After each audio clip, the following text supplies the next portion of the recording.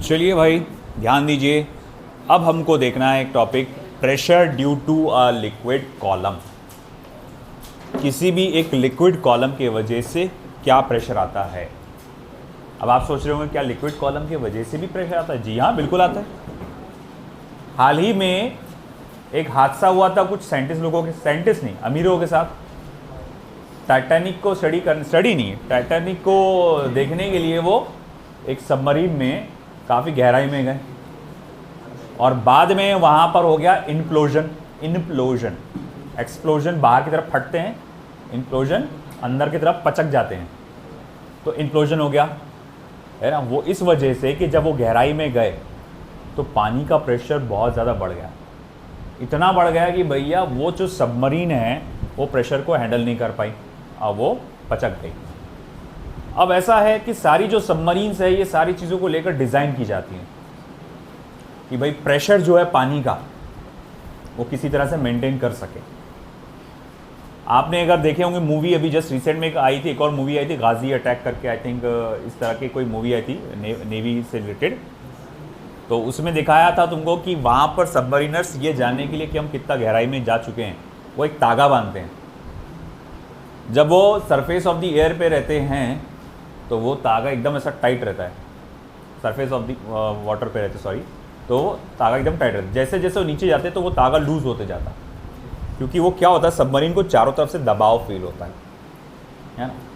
कई बार ऐसा होता है कि जब सबमरीन किसी हादसे के वजह से या ड्यूरिंग वॉर नीचे चले जाती है, ज़मीन के अंदर बैठ जाती है, नदी के अंदर, सॉरी नदी बोल रहा हूँ मैं, समंदर के जो तल होता है, जो लोअर सरफेस होता है, तो जब वो वहाँ चला जाता है, अब अगर वो वहाँ के जो मरीनर्स है अगर वो एस्केप करने की कोशिश भी करे, अगर सब ऑक्सीजन मास्क वो सब लगा कर, तब भी उनके बचने के चांसेस बहुत कम होते हैं। बोले ऐसा क्यों?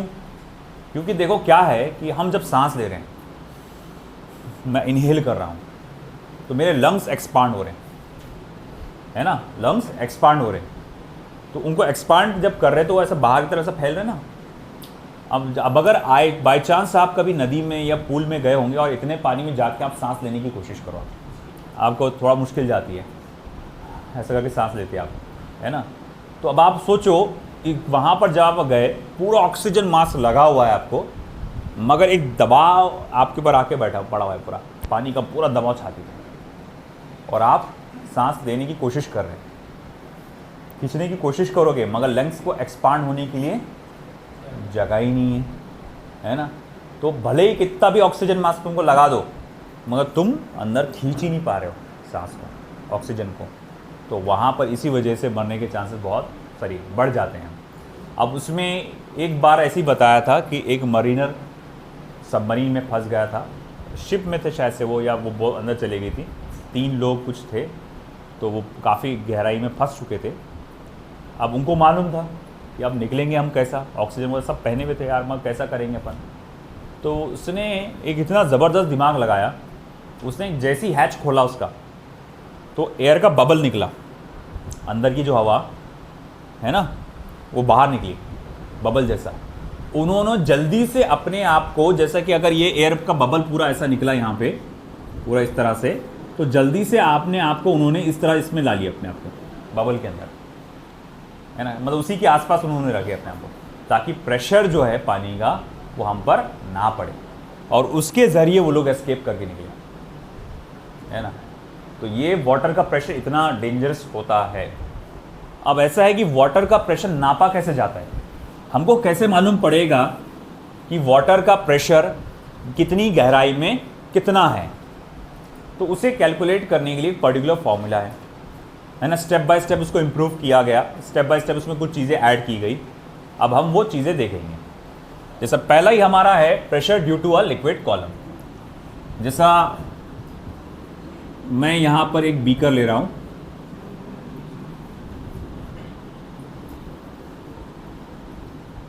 विच is filled with certain liquid. मान लो it is filled with certain liquid, got that. तो हमने यहाँ एक बीकर देखा, कोई किसी पर्टिकुलर सर्टेन लिक्विड से वो भरा हुआ है, और एक बार बता दूं, जैसे इस चैप्टर में आपको नोट्स देने वाला हूँ, है ना, मैं संडे तक इंशाल्लाह उसे कंप्लीट करके दे दूंगा। तो मैं जो यहाँ लिखूंगा पॉइंट्स, जैसा पहले पूरा बारीकी से एक एक चीज़ लिखता था, मैं वैसा नहीं लिख के थोड़ा शॉर्ट में लिखूंगा।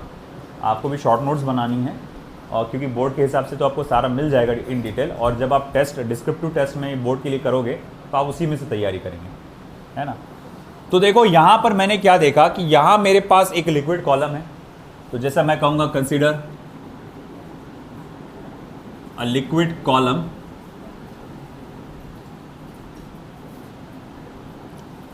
इन अ बीकर। तो मैंने एक लिक्विड कॉलम कंसीडर किया, एक ऐसा कॉलम जो कि सिलेंड्रिकल इन शेप है और जिसका एरिया ऑफ क्रॉस सेक्शन, मतलब ये वाला एरिया कितना है, कैपिटल ए, और ये हाइट कितनी है, h। द लिक्विड कॉलम, ये जस्ट रफ नोटेशन है, the liquid column is cylindrical in shape with cross section area capital A and height small h, और हाइट कितनी है, स्मॉल h है। अब अगर मैं मान के चलूं कि मैंने यहां पर एक छोटा सा पॉइंट कंसीडर किया से x, मुझे ये जानना है इस लिक्विड कॉलम का पॉइंट x पर टोटल कितना प्रेशर पड़ा। तो मैं बोलूंगा टोटल प्रेशर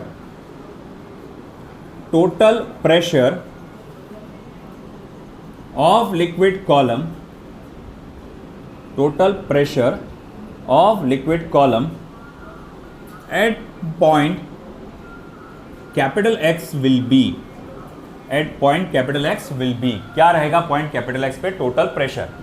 तो आप कहेंगे देखो भैया वो तो आसान है, आपको ऊपर लगने वाला फोर्स डिवाइडेड बाय एरिया करना पड़ेगा। ये पूरा जो लिक्विड कॉलम का जो वजन है वो है, फोर्स बोले तो क्या आएगा, वजन।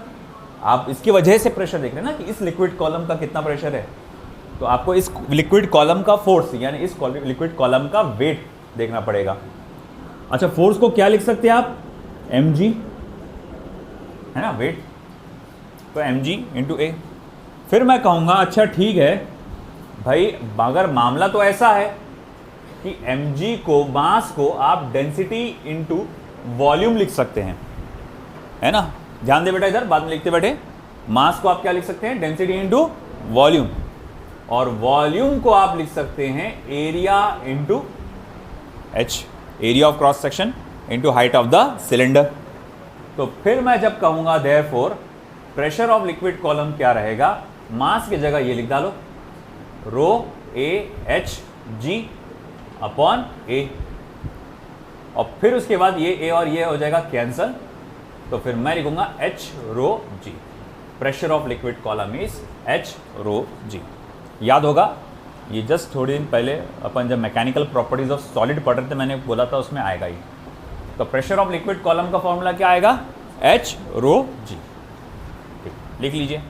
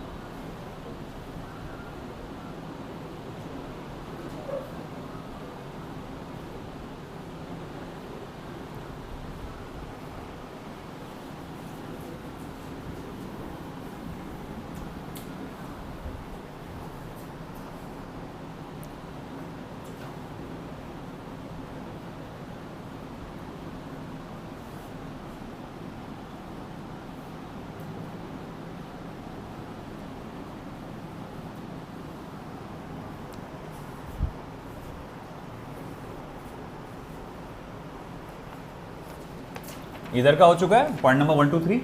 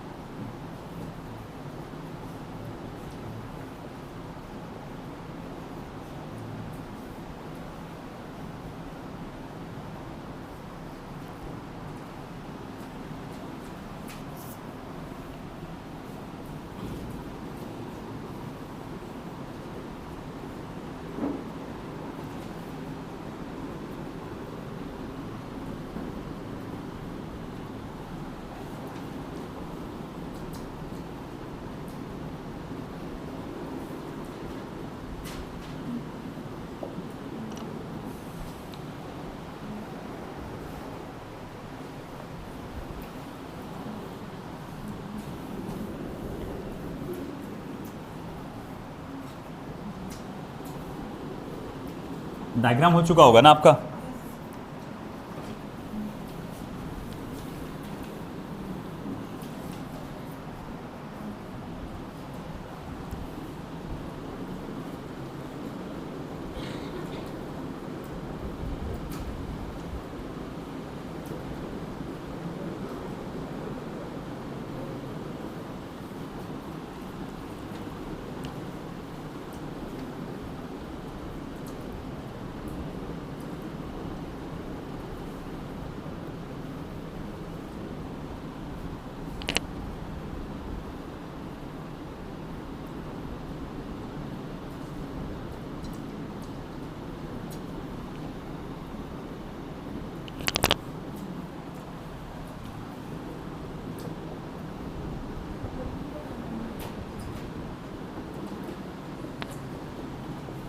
डायग्राम बनाने की ज़रूरत नहीं है, बनाना चाहे तो बना सकते हैं, सिर्फ समझने के लिए ये कंसेप्ट को। चलिए, हो गया उधर का। तो व्हाट इज एटमॉस्फेरिक प्रेशर? देखो भाई, वेरी सिंपल सा फैक्टर है। हमारे आसपास जो सब कुछ मौजूद है, तो वहां पर आप गैस के particles, gas molecules, dust particles, ऐसे कई सारे छोटे छोटे हम लोग को मॉलिकुलर चीज़ें, ऑब्जेक्ट्स या फिर पार्टिकल्स नज़र आएंगे। अब ऐसा है कि उन सब का वज़न हम पे पड़ता है लगातार, है ना, जब तक वो एटमॉस्फेयर में हमारे आसपास मौजूद है। जैसा कि मैं यहाँ पर खड़ा हूँ, अगर सी लेवल पे खड़ा हूँ, तो अगर मैं सी लेवल पे खड़ा हूँ तो तकरीबन 8 किलोमीटर की ऊंचाई तक, अराउंड 8 किलोमीटर के हाइट तक, all these dust particles are distributed, है ना, नॉन यूनिफॉर्मली। यहाँ पर नीचे थोड़ा डेंसिटी इसकी ज़्यादा होती है, जैसे जैसे ऊपर जाते हैं तो ये डस्ट पार्टिकल्स की सबकी डेंसिटी जो है वो कम होते जाती है, यानी नंबर ऑफ पार्टिकल्स आपको थोड़े से कम मिलेंगे वहाँ पर। तो अब ऐसा, ये सारे पार्टिकल्स का वज़न आप पे पड़ने वाला है। अब आप क्या करेंगे कि आप अगेन, जैसा यहाँ पे एक लिक्विड कॉलम इमेजिन किए थे, वैसे ही एक छोटा सा आप सिलेंड्रिकल कॉलम इमेजिन करेंगे। इस सिलेंड्रिकल कॉलम का क्रॉस सेक्शनल एरिया मान लो कि क्या है, 1 मीटर स्क्वायर है। और आप देखेंगे इस 1 मीटर स्क्वायर में मौजूद सारे के सारे डस्ट पार्टिकल्स, सारे के सारे गैस मॉलिक्यूल्स, इन सब का जो वज़न है ना, वेट जो आप पे पड़ रहा होगा, वो कितना होगा, उसको कहते हैं एटमॉस्फेरिक प्रेशर। जैसे जैसे आप ऊंचाई पे जाते हैं, अब आप देखो, जब मैं ऊंचाई पे चला गया, मतलब एज से बी पोजीशन पे आ गया। अब ऐसा ही अगर मैं एक कॉलम इमेजिन करता हूँ फ्लूइड का, गैस पार्टिकल्स का, तो मुझे एक बात बता, तुमको क्या लग रहा है, ये कॉलम की हाइट और ये कॉलम की हाइट सेम है क्या? नंबर ऑफ पार्टिकल्स दोनों में कॉलम में सेम होंगे क्या? हाँ, नहीं ना भाई। ए वाले के पास क्या है, नंबर ऑफ पार्टिकल्स बहुत ज़्यादा होंगे, उसके वजन उसके ऊपर बहुत ज़्यादा होगा। और बी वाला जो पोजीशन पे आदमी खड़ा है, उसके सर के ऊपर जितने भी गैस पार्टिकल्स जो भी है, उसका वज़न क्या होगा, कम होगा। सिंपल सी बात है। तो हम कहेंगे क्योंकि यहाँ पर वेट कम है एयर कॉलम का, तो इसका प्रेशर क्या होगा, कम होगा। और यहाँ पर वेट ज़्यादा है, तो इसका भैया प्रेशर कैसा होगा, ज़्यादा होगा, है ना। क्योंकि आप ऊंचाई पे चले गए तो एक और चीज़ रिस्पॉन्सिबल है, डेंसिटी भी कम हो जाती है। इस वजह से भी कहा यह जाता है कि एट सी लेवल, ये सी का लेवल है, तो सी लेवल पे जो प्रेशर होता है, जिसे हम लोग कहते हैं एटमॉस्फेरिक प्रेशर, इसकी वैल्यू होती है 1.013 इंटू 10⁵ न्यूटन पर मीटर स्क्वायर या पास्कल्स। 1.013 इंटू 10⁵ न्यूटन पर मीटर स्क्वायर। आई बात समझ में आपको, ये है ना। तो ये होता है एटमॉस्फेरिक प्रेशर। जैसे लास्ट टाइम भी एक बार मैंने डिस्कस किया था कि हम यहाँ पर इस जगह पे जब सांस ले रहे हैं, तो यहाँ एटमॉस्फेरिक प्रेशर ज़्यादा है ना। हवा का प्रेशर हमारे नाक में घुसने का कैसा है, ज़्यादा है, इसीलिए हम इजीली यहाँ पर ऑक्सीजन को इनहेल कर पाते हैं। वहीं जब आप पहाड़ी इलाकों में जाते हैं, आप लद्दाख के एरिया में जाते हैं जो 4-5 किलोमीटर ऊपर है, 6 किलोमीटर ऊपर है। अब तुम देखो 8 किलोमीटर तक एटमॉस्फेयर है डेंसली अच्छे से, तुम 3-4 किलोमीटर 4-5 किलोमीटर ऊपर चले गए, है ना, तुमने आधा डिस्टेंस ऊपर चले गए, तो एटमॉस्फेरिक प्रेशर काफ़ी हद तक रिड्यूस हो जाएगा ना। तो अब ऑक्सीजन इतने फोर्स से तुम्हारे नाक के अंदर नहीं घुसेगा, तुमको थोड़ा सा इनहेल करना पड़ेगा, ताकत लगाना पड़ेगी, मगर बॉडी को थोड़ी उसकी आदत पड़ चुकी। बॉडी को तो आदत ही नहीं उतना एक्सपांड होने का, मतलब लंग्स को इतना एक्सपांड और कॉन्ट्रैक्ट होने की आदत ही नहीं है। वो अपने नेचुरल तरीके से एक्सपांड और कॉन्ट्रैक्ट होगा। और वो जब वहाँ लद्दाख पे जाके, कश्मीर में जाकर वो नेचुरल तरीके से अगर आपके एक्सपांड और कॉन्ट्रैक्ट होगा, तो अब वहाँ पर फिर ऑक्सीजन क्या हो जाएंगे, कम हो जाएगा। सारे ऑर्गन्स में ऑक्सीजन की जो क्वांटिटी है वो कम हो जाएगी। ब्रेन में भी ऑक्सीजन की क्वांटिटी क्या हो जाएगी, कम हो जाएगी। फिर वहाँ पर दूसरे चीज़ें आते, दूसरे प्रॉब्लम सामने आते, हेलुसिनेशन, फिर उसके अंदर क्या होते हैं, नौशिया, है ना, डिजीनेस, हेडेक, ये सारी चीज़ें आपको फील होती वहाँ पर, है ना। फिर आपको इमरजेंसी में क्या करना पड़ता, फिर वहाँ पर एक ऑक्सीजन सिलेंडर लगाते, थोड़ी देर के लिए लगाओ, तो ऑक्सीजन के लेवल को नॉर्मल करो, तो बोले अब ठीक लग रहा। अब तुम ये सोचो कि अपने यहाँ पर जो सोल्जर्स हैं अपने, वो वहाँ पर जाके जंग लड़ते हैं। वहाँ पे जो सियाचिन करके जो highest, one of the highest battle point है, वो तो वहाँ रहते ही है, काफ़ी मतलब रहते हैं। ऊपर से वहाँ पर वॉर्स भी होते हैं, मतलब वहाँ पर लड़ाई भी होती है उस हाल में, उनको ऑक्सीजन मास्क लगा के लड़ना पड़ता है वहाँ पे, यह मामले रहते हैं वहाँ पे। तो देखो इतना, हालांकि वो लोग तो मतलब क्या है, वेल ट्रेंड रहते हैं वो लोग, हैबिचुअल भी हो जाते हैं उस चीज़ को लेकर, मगर आप खुद सोचिए कि वहाँ का कितना डेंजरस हाल आता रहती है। अब वहाँ के लोग अगर यहाँ आ गए ना, तो उनकी मतलब वो लोग ज़्यादा वर्क नहीं कर पाते थे। जैसा कि एक जस्ट मैंने देखा था, लद्दाख साइड का ही एक बंदा आर्मी की भर्ती के लिए आया था, मैंने उसका डॉक्यूमेंट्री देख रहा था, तब का था। तो आर्मी की भर्ती के लिए लद्दाख साइड का एक लड़का आया था। अब उसमें आर्मी की भर्ती में क्या, एक रनिंग वाला रहता कि 3-4 किलोमीटर आप भाग के आओ, ऐसा रहता।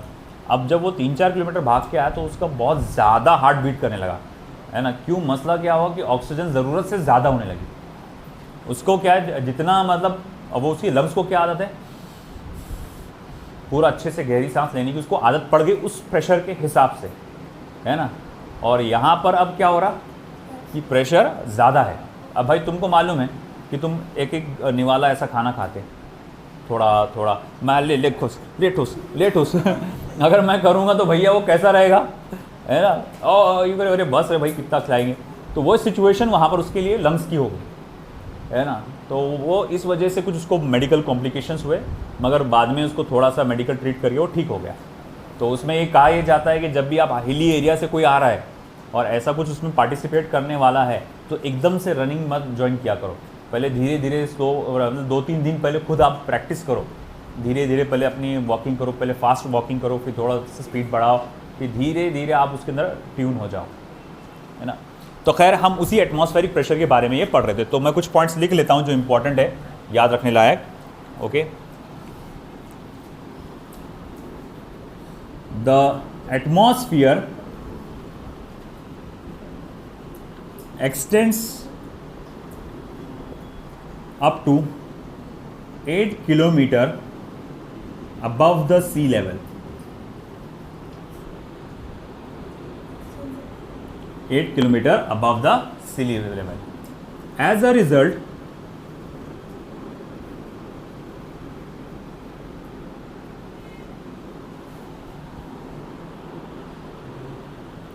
the atmospheric pressure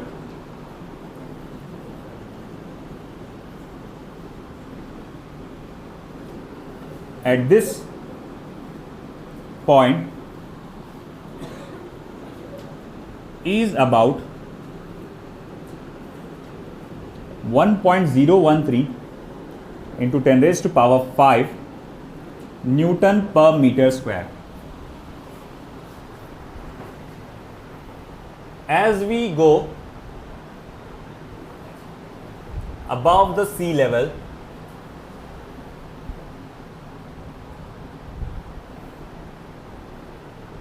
the height of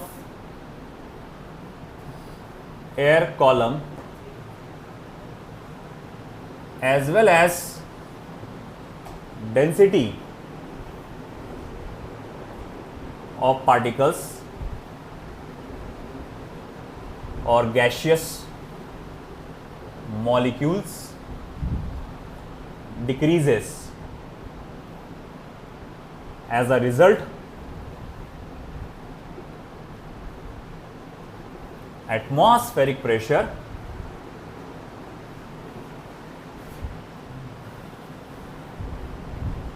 decreases. As a result, atmospheric pressure decreases. As a result, atmospheric pressure decreases.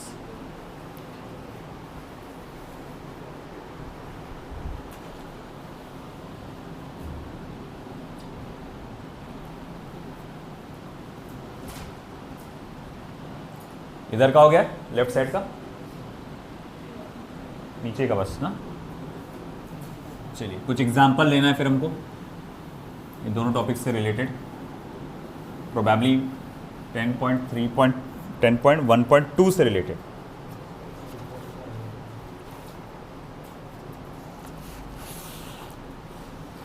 मैं जो ले रहा हूं अभी स्टेट बोर्ड के हैं।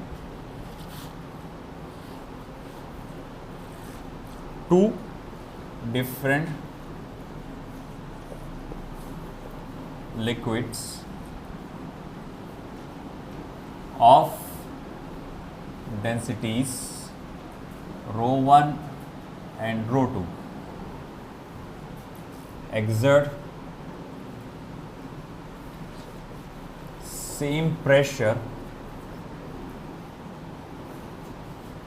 at a certain point. Full stop. What will be the ratio? What will be the ratio of the heights of the respective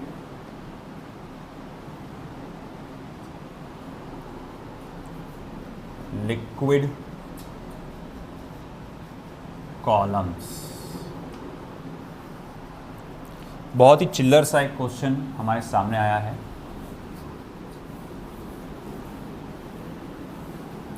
नीचे का हो गया।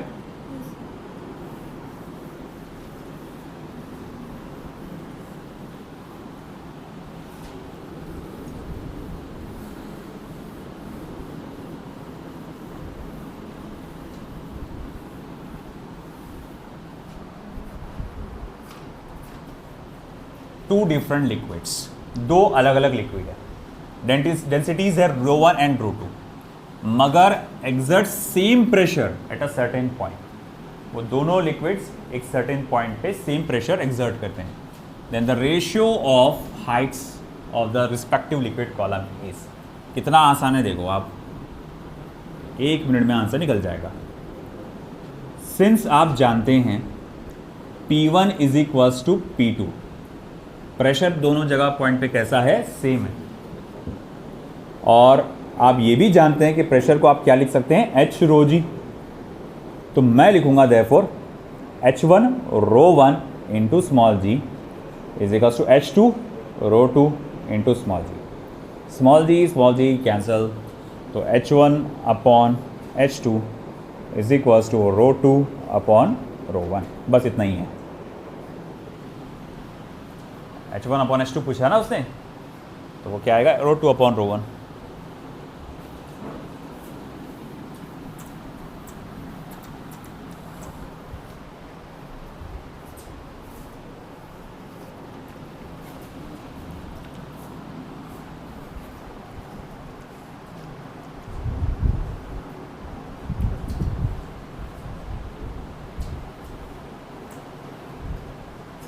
A swimmer is swimming in a pool at 6 meter below the surface of water. At 6 meter below the surface of water. Calculate the pressure on the swimmer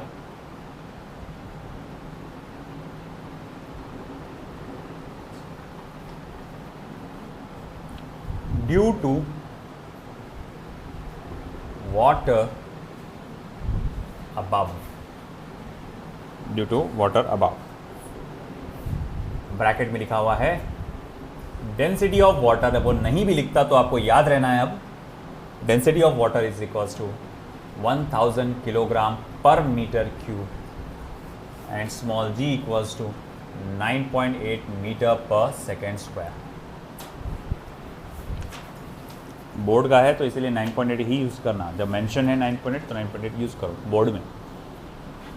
okay, एक swimmer है जो swimming pool में तैर रहा है at 6 metre below the surface of water. तो अगर ये वाटर का सरफेस है तो स्विमर यहाँ है 6 metre below the surface of water. H की वैल्यू कितनी है? 6 मीटर। आपको पता लगाना है pressure on the swimmer due to water above. सिर्फ पानी की वजह से, सिर्फ पानी की वजह से उस पर कितना प्रेशर आया वो पता लगाना है। तो कैसे लगाएंगे? तो भैया वो तो सिंपल है, pressure due to liquid column H rho g. H कितना है? तो बोले 6 मीटर। रो कितना है? 10⁻³ जी कितना है? 9.8। ज़रा कोई मुझे बताएगा कितना होता है 9.8 मल्टीप्लाई बाय 6? 6 8 जा 48 का 8 कैरी 4।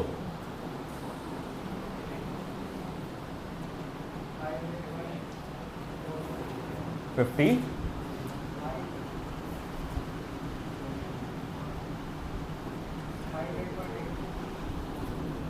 58.8। चेक करें भैया, ये सब लोग सही है क्या? हाँ, 58.8 इंटू 10⁻³ पास्कल्स सही है क्या? ठीक है। तो ये इस तरह से हमारे पास प्रॉब्लम है। और रिमेंबर वन थिंग, इस क्वेश्चन में क्या पूछा था? Pressure due to liquid column only. अब मैं इतना स्पेसिफाई करके क्यों बोल रहा हूं, आगे समझ में आ जाएगा।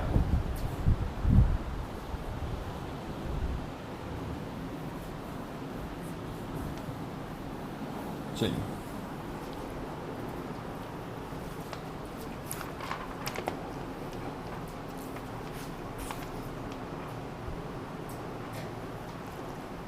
अगला टाइटल क्या है? Absolute and gauge pressure. Okay, ज़रा बताएंगे आप मुझे उसका 10.2.4 10.2.4 absolute and gauge pressure.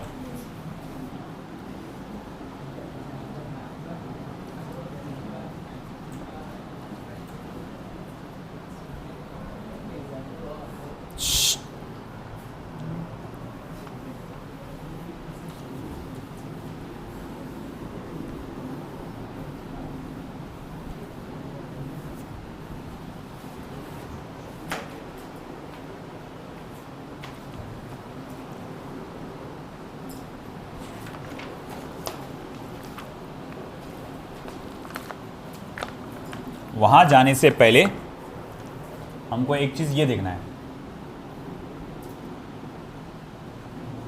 Pressure difference between 2 points in a liquid. Pressure difference between 2 points in a liquid.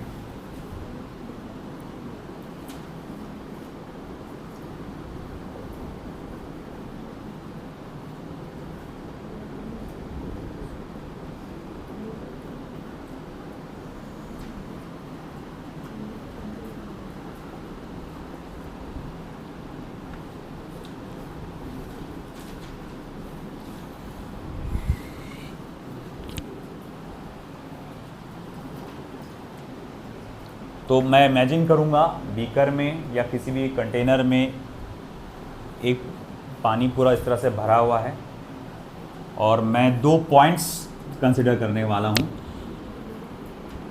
ये है पॉइंट X, ये है पॉइंट Y।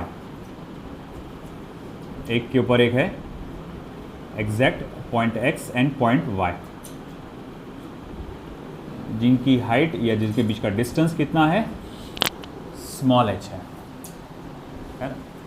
तो चलो लिखते हैं इसमें,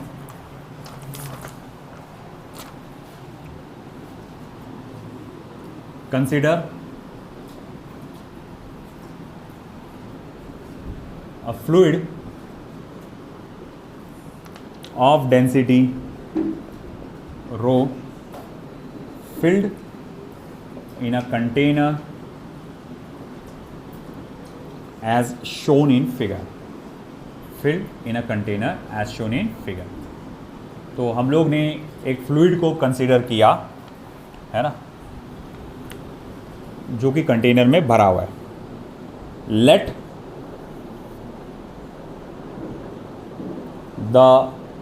let x and y be the 2 points, x और y दो पॉइंट्स हैं,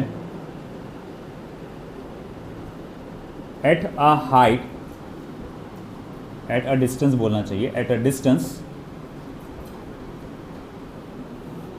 small h as shown in figure,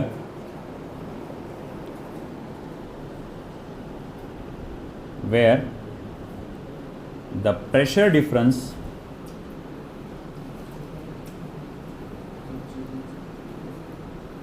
is to be determined, where the pressure difference is to be determined, जहाँ पर मुझे प्रेशर डिफरेंस क्या करना है, डिटरमाइन करना है। x and y are 2 points at a distance small h, and the pressure difference is to be determined।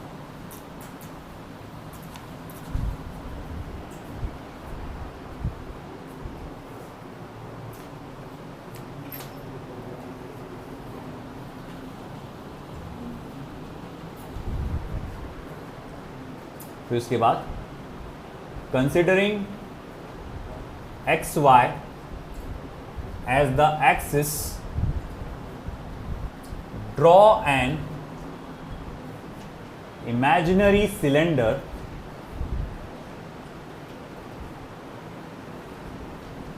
of cross sectional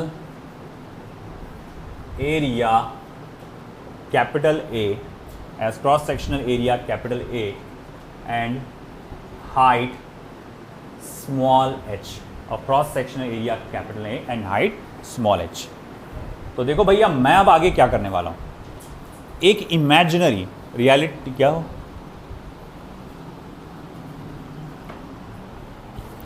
just a moment रुको फिर।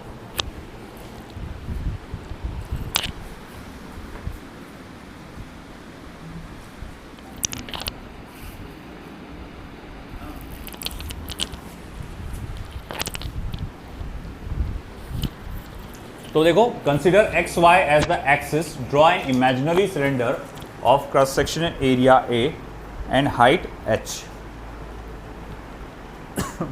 मैंने एक इमेजिनरी सिलेंडर ड्रॉ किया,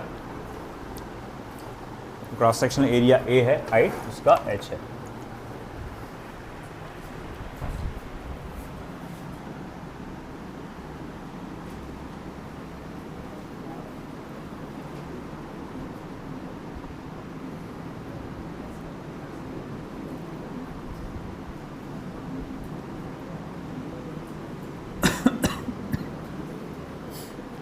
okay,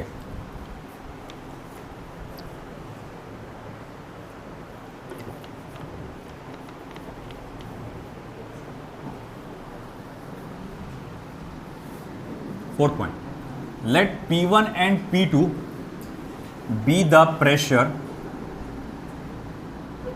at point X and Y respectively। तो मैंने क्या किया भैया, देखो यहाँ पर सिंपल सी बात है कि मैं यहाँ पर ये बता रहा हूँ कि भाई मैं यहाँ पर प्रेशर डिफरेंस कैलकुलेट करना चाहता हूँ। तो उसके लिए मैंने क्या किया कि भाई दो पॉइंट्स कौन से हैं जहाँ प्रेशर डिफरेंस आपको निकालना है, एक्स एंड वाई, ठीक है। उनके बीच का हाइट कितना है, तो बोले उनके बीच का डिस्टेंस कितना है, तो बोले एच। तो बोले ये प्रेशर डिफरेंस निकालने के लिए आप क्या करो, इसको एक्सिस मान के एक इमेजिनरी सिलेंडर ड्रॉ करो जिसका क्रॉस सेक्शनल एरिया क्या होगा, कैपिटल ए होगा, तो इस सिलेंडर का क्रॉस सेक्शनल एरिया कितना है, कैपिटल ए है। मान लो कि x पे जो प्रेशर रहेगा वो P1 रहेगा और y पे जो प्रेशर रहेगा वो क्या रहेगा, P2 रहेगा। अब ऐसा है,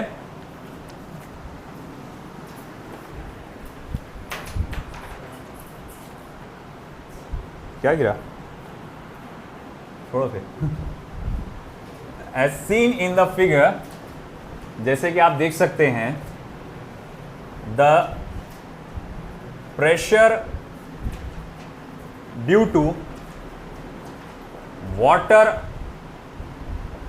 above the point x is P1।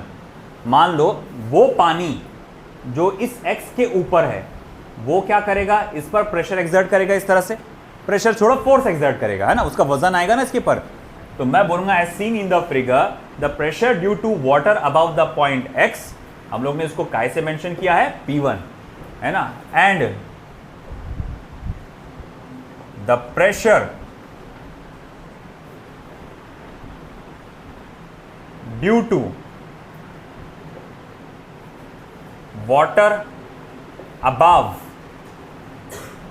at point y and the pressure due to the water above at point y is equals to, तो P2 equals to क्या रहेगा, तो मैं बोलूँगा देखो P1, ये P1 को मैं लिख सकता हूँ F1 इंटू ए, तो P2 इज इक्वल्स टू क्या लिखूंगा, F2 इंटू ए प्लस एच रो जी, F2 इंटू ए प्लस एच रो जी। अब आप बोलेंगे सर ये ऐसा क्यों है कि भाई आपने ये यहाँ पर F2 इंटू ए जो है आपने, sorry F1 upon A,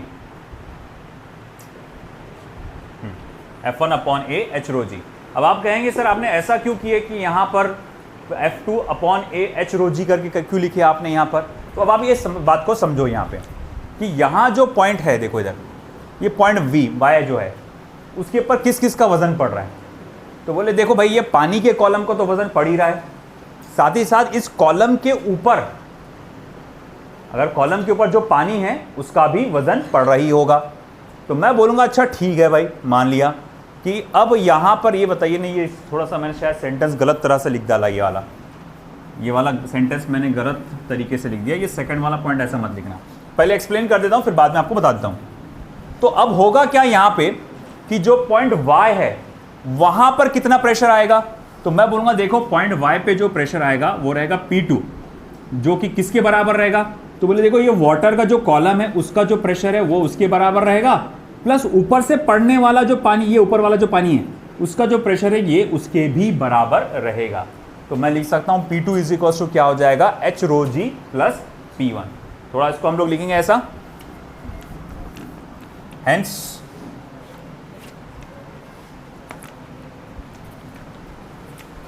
and the pressure due to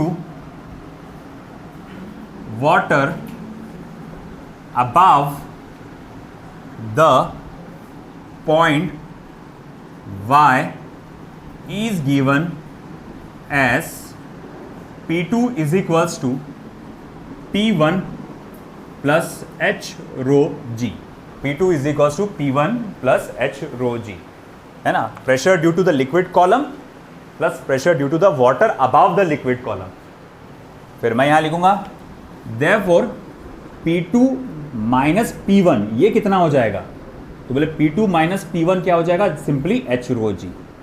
ये हमारे पास फॉर्मूला हो जाएगा डिफरेंस इन प्रेशर, है ना, at the 2 points between the liquid. Liquid के किसी भी 2 पॉइंट्स के बीच का डिफरेंस इन प्रेशर अगर आपसे पूछता है तो आप सिंपली देखो वो 2 पॉइंट्स के बीच का डिस्टेंस कितना है ना, वर्टिकल डिस्टेंस यानी h, और डेंसिटी से और एक्सेलरेशन ड्यू टू ग्रेविटी से मल्टीप्लाई कर दो, आपको डिफरेंस इन प्रेशर मिल जाएगा। ओके, लिख लो।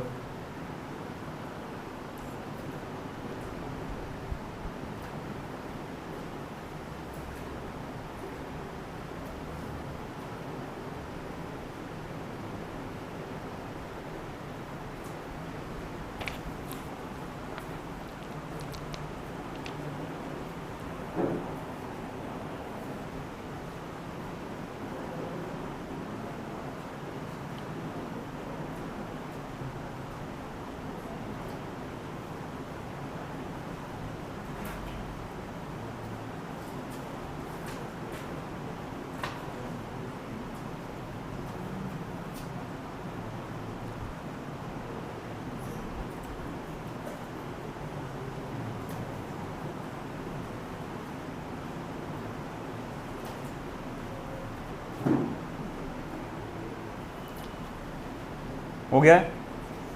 ये डायग्राम वायग्राम हो गया आपका, डायग्राम टाइटल तो हो चुका होगा।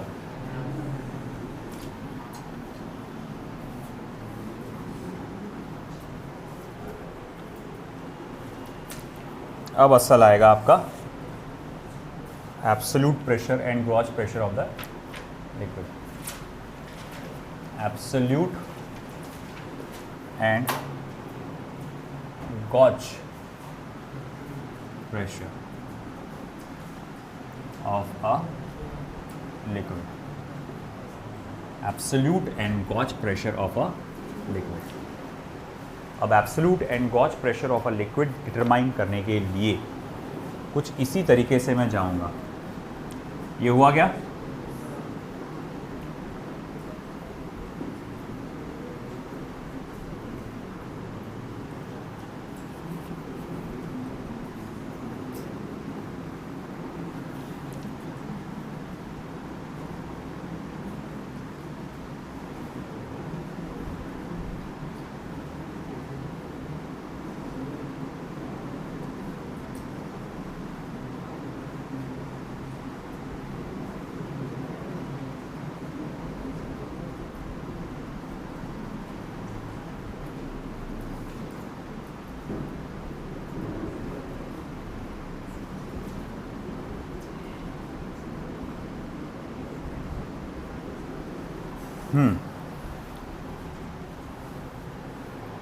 Distance stretch has shown in figure where the pressure difference to be determined.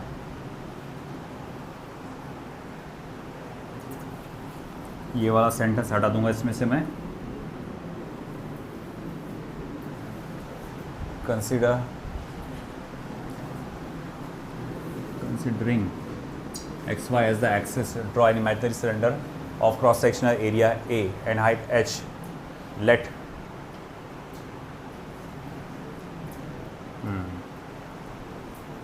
और फिर यहाँ 4th पॉइंट से मुझे चेंज करना पड़ेगा पूरा आगे के लिए। अगले इसमें आगे नंबर 3 पॉइंट तक आपको ऐसे लिखना है पूरा। बस देखो ये जो सिलेंड्रिकल कॉलम है थोड़ा सा आप ऊपर लेके जाएंगे, मगर उसका मतलब कहने का मतलब उसका जो ऊपर का हिस्सा है वो किसके साथ अटैच है? एयर के साथ, है ना। उस पर हवा का दबाव पड़ेगा।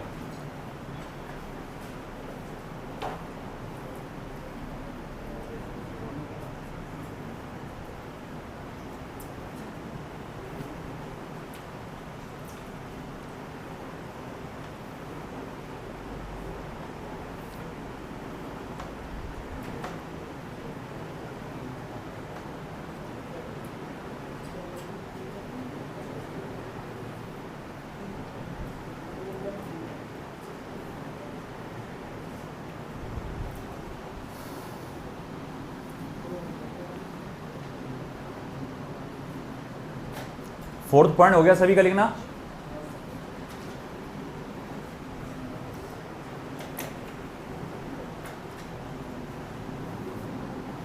तो हम यहां देखेंगे कि पॉइंट एक्स पर इसके ऊपर जो मौजूद हवा है उसका फोर्स पड़ेगा, है ना, फोर्स ऑफ एयर, जिसको आप क्या लिख सकते हैं?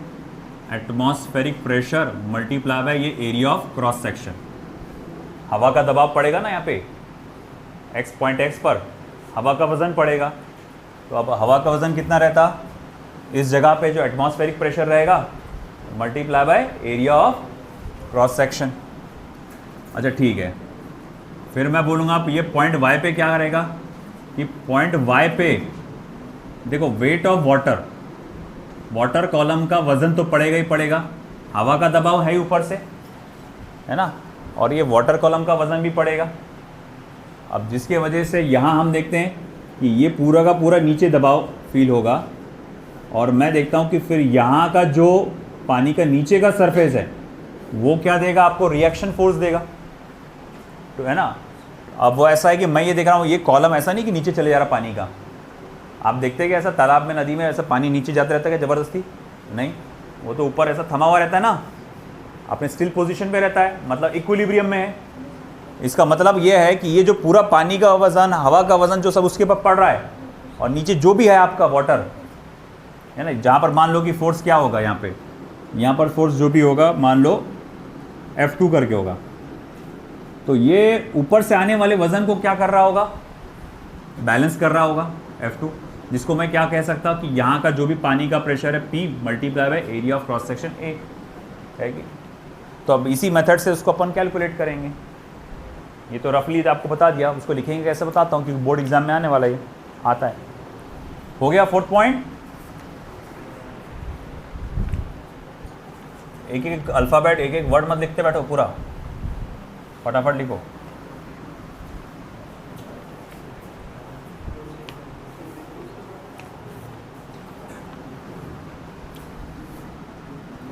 एज सीन इन फिगर, जैसे कि हम फिगर में देख सकते हैं, the downward force acting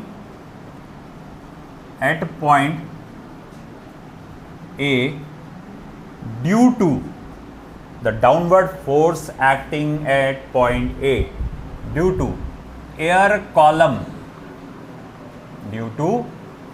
column above is F air is equals to atmospheric pressure into A। तो जैसे कि हम देख सकते हैं यहाँ पर जो डाउनवर्ड फोर्स लग रहा है x पॉइंट x पर due to the air column above, वो क्या है, PA into A। And the force acting on point Y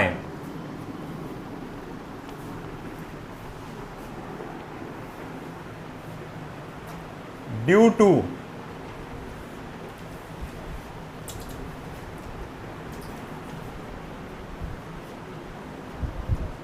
the water column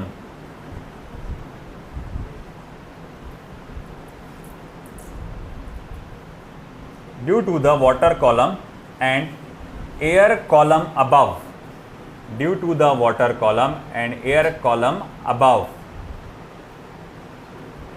is F2 is equals to weight of water column, weight को मैं बोलूँगा mg of water column plus आपका weight force due to air. अच्छा ठीक है, F2 को आप क्या लिख सकते हैं, F2 को मैं लिख सकता हूं pressure into area of cross section, pressure into area of cross section. mg को आप क्या लिख सकते हैं यहाँ पे, तो बोले mg को मैं लिख सकता हूं यहाँ पर h रो g इंटू ए, और F एयर को क्या लिख सकते हैं आप, एटमॉस्फेरिक प्रेशर इनटू ए। mg को क्या लिख सकते हैं, h रो g इंटू ए। मास को आप कन्वर्ट करोगे डेंसिटी इंटू वॉल्यूम में, वॉल्यूम को कन्वर्ट करोगे एरिया इंटू h में, फिर h रो g को साथ में लिख लो, एरिया को थोड़ा बाजू में साइड में कर दो। उसको क्यों साइड में कर रहे, ताकि नज़र आए कि भैया इसे आप कैंसल कर सकते हो। अच्छा ठीक है भाई, फिर क्या, तो फिर प्रेशर का फॉर्मूला क्या हो जाएगा, P is equals to H rho, ओ भैया स्मॉल जी ना, H rho G plus atmospheric pressure, है ना।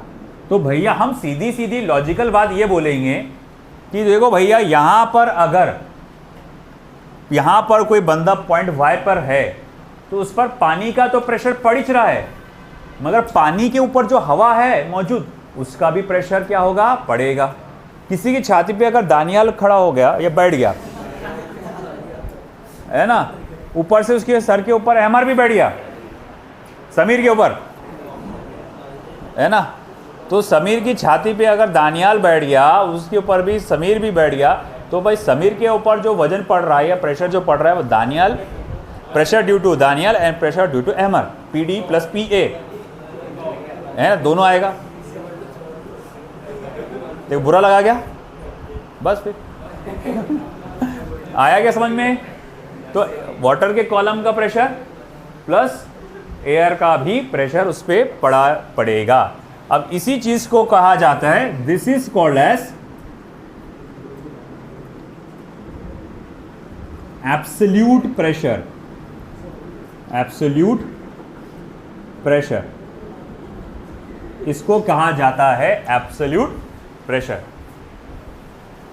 इसी को हम लोग कहते हैं एब्सोल्यूट प्रेशर, मतलब pressure due to liquid column plus pressure due to atmosphere. इधर का हो गया ना, लेफ्ट साइड का।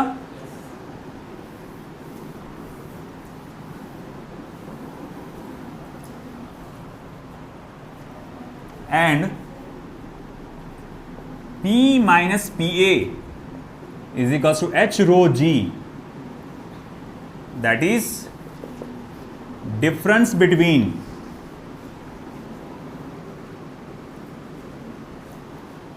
absolute pressure and atmospheric pressure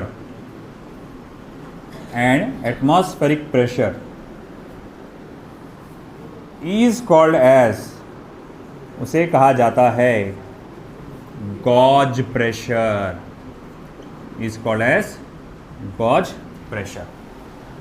इसको हम लोग क्या कहते हैं, गॉज प्रेशर। आया समझ में?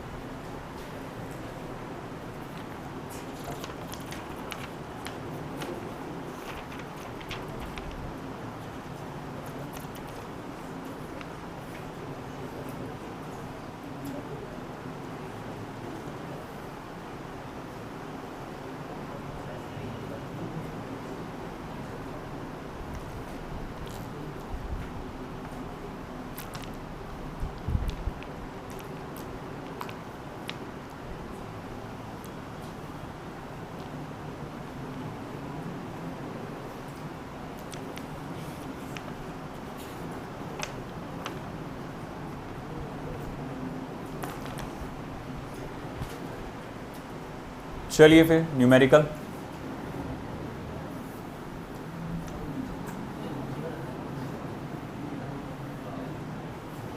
पहले एकदम चिल्लर सा न्यूमेरिकल लेंगे, स्टेट एनसीईआरटी का ही जाए, not state board.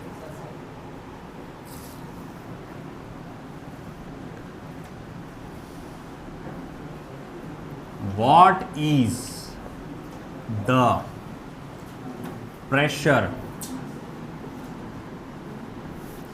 on a swimmer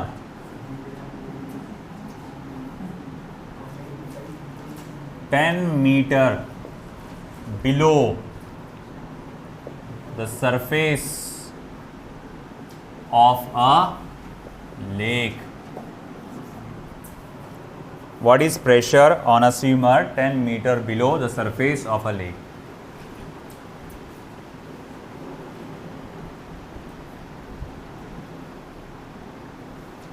diagram हो गया क्या? किसी के बाकी है?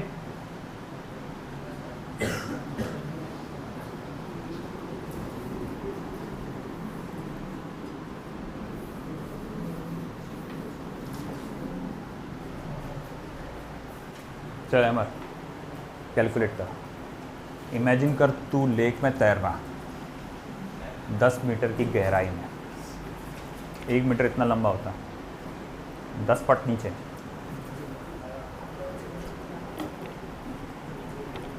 कितना प्रेशर आएगा तेरे छाती पे भाई?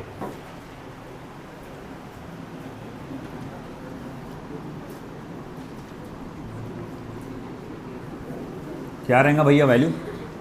एब्सोल्यूट प्रेशर निकालना है, जो कि रहेगा atmospheric pressure plus H rho जी, है ना? ओए भाई इधर ध्यान दे।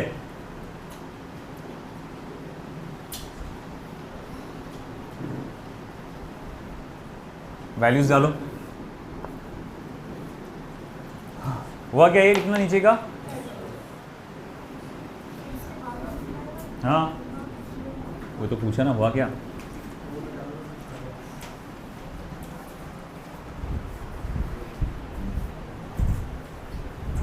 चलो निकालो वैल्यू क्या आएगी इसकी। सुन आत्मा के ऐसा बैठे मत रहो।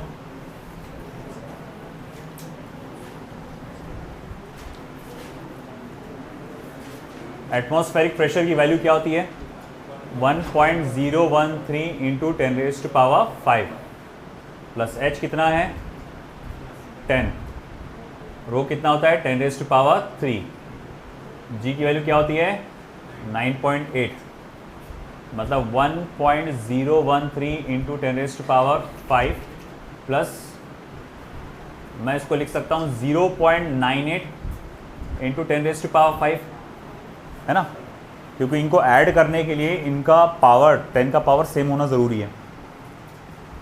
तो अब देखो ऐड करो 1.013 इंटू 0 प्लस 0.98 कितना होता, ये 1.993 1.993 इंटू 10⁵ पास्कल्स। अरे भाई मैं न्यूटन पर मीटर्स पर डाल देता भाई, वहाँ पी ए वहाँ पर भी मौजूद है, हालांकि वहाँ पी ए एटमॉस्फेरिक प्रेशर है।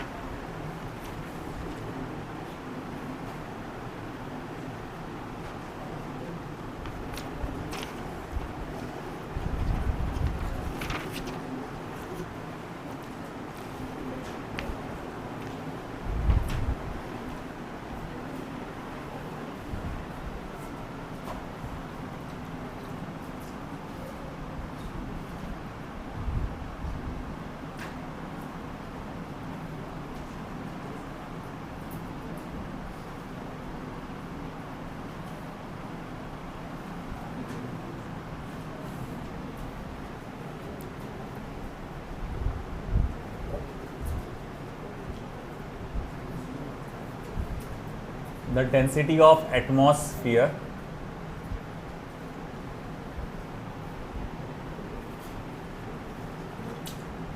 at the sea level is 1.29 kilogram per metre cube. Full stop. ये पहले लेना चाहिए था मैंने प्रॉब्लम, खैर कोई बात नहीं। Assume that it does not change with altitude. Assume that it does not change with altitude. Full stop. Then how high would the atmosphere extend? Atmosphere कितनी ऊपर तक फैला हुआ रहेगा? उसने बोला ऐसा इमेजिन करके चलो कि एयर की डेंसिटी ऊपर से लेकर नीचे तक कांस्टेंट है, होती नहीं है मगर मान के चलो हो कि कांस्टेंट है। फर्जान इधर ध्यान दे, और डेंसिटी कितना दिया हुआ है एयर कॉलम का 1.29 किलोग्राम पर मीटर क्यूब। तो एटमॉस्फेयर कितना ऊपर तक फैला होगा वो पूछा हुआ है। तो कोई भी लिक्विड कॉलम हो, कोई भी फ्लूइड का कॉलम हो, चाहे वो हवा हो या पानी हो, उसके वजह से जो प्रेशर आता है उसका फॉर्मूला है, बेसिक फॉर्मूला है HROG, है ना। अपन ने क्या पढ़े अभी, pressure due to liquid column HROG होता है ना। तो भाई pressure due to liquid column HROG होता है। अब वो फ्लूइड के लिए भी लागू है, मतलब हवा है उसकी जगह पे तो उसके लिए भी लागू है। तो मुझे पता है कि एक पर्टिकुलर पॉइंट पे डेंसिटी, हाँ सॉरी सी लेवल की बात चल रही है, तो सी लेवल पे जो डेंसिटी है सी लेवल से अब मैं देख सकता हूँ कि वो कितनी आ रही है 1.29 किलोग्राम पर मीटर क्यूब। तो वो कह रहा है कि भाई आप पता लगाओ कि हाइट कितनी होगी फिर वहाँ से एटमॉस्फेयर की। तो देखो very simple, H is equal to P/ρg। बात चल रही है सी लेवल की, क्योंकि बात चल रही है सी लेवल की तो वहाँ पर जो प्रेशर रहेगा वो किसके बराबर रहेगा, एटमॉस्फेरिक प्रेशर के, जिसकी वैल्यू कितनी होती है 1.013 इंटू 10⁵। रो म्हणजे डेंसिटी जो कितना है 1.29। जी की वैल्यू कितनी है 9.8। पहले तो इनको आपस में मल्टीप्लाई करो, करो कितना आ रहा है बताओ। 1.29 मल्टीप्लाई बाय 9.8।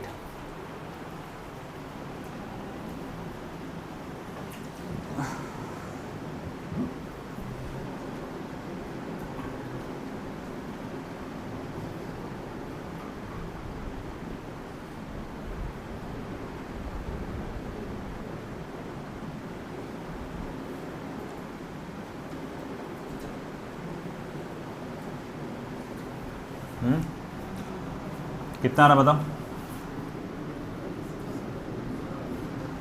1.29 इंटू 9.8 कितना हो रहा है?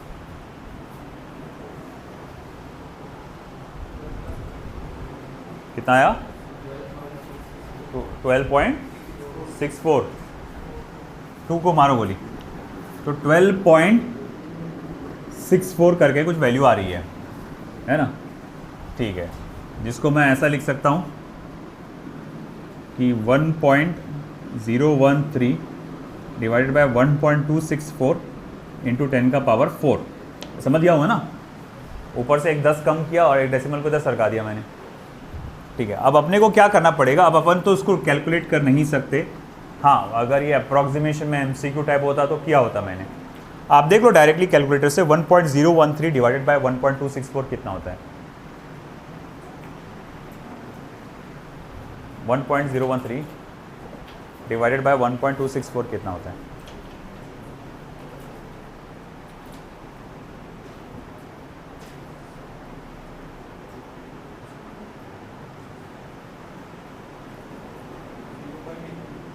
.801।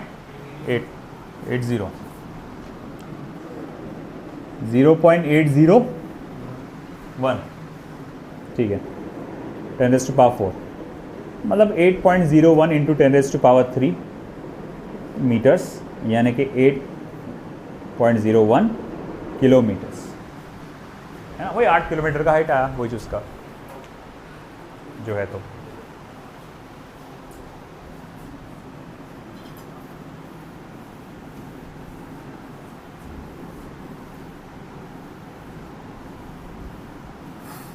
ठीक है, इसके बाकी के न्यूमेरिकल्स मैं कर लूँगा।